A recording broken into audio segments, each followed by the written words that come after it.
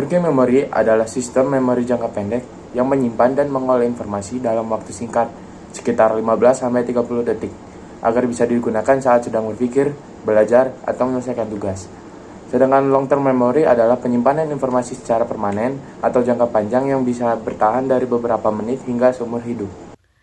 Clive Wearing adalah seorang musisi asal Inggris yang mengalami kerusakan otak parah akibat encephalitis herpes simplex.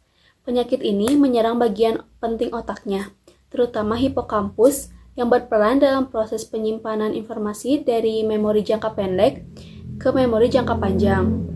Akibatnya, Clive menderita anterograde amnesia, yaitu ketidakmampuan untuk membentuk memori baru, serta sebagian retrograde amnesia, yaitu kehilangan sebagian memori masa lalunya. Meskipun begitu, Clive masih bisa merespon percakapan singkat dan melakukan aktivitas dalam rentan waktu beberapa detik.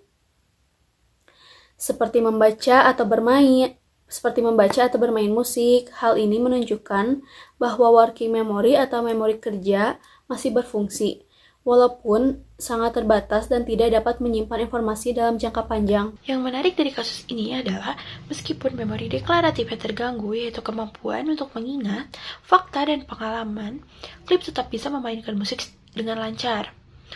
Yang dimana ini dikarenakan memori proseduralnya yang masih utuh, yaitu jenis memori jangka panjang yang menyimpan keterampilan dan kebiasaan yang dilakukan secara otomatis. Dari sini kita bisa melihat bahwa jenis-jenis memori jangka panjang melibatkan sistem otak yang berbeda. Di kasus Clive ini juga memperlihatkan bahwa informasi yang masuk ke working memory tidak bisa ditransfer ke long-term memory karena koneksi antar sistem tersebut rusak.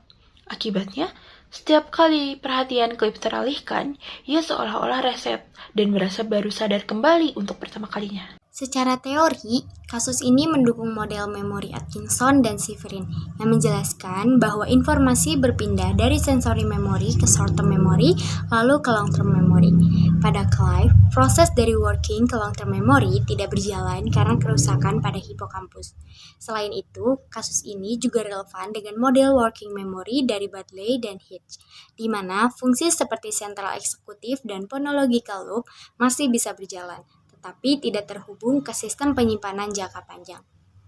Kesimpulannya, kasus Clive Wearing memberikan pemahaman mendalam bahwa working memory dan long-term memory adalah dua sistem berbeda, dan kerusakan pada salah satu jalur otak bisa mengganggu hubungan di antara keduanya secara drastis.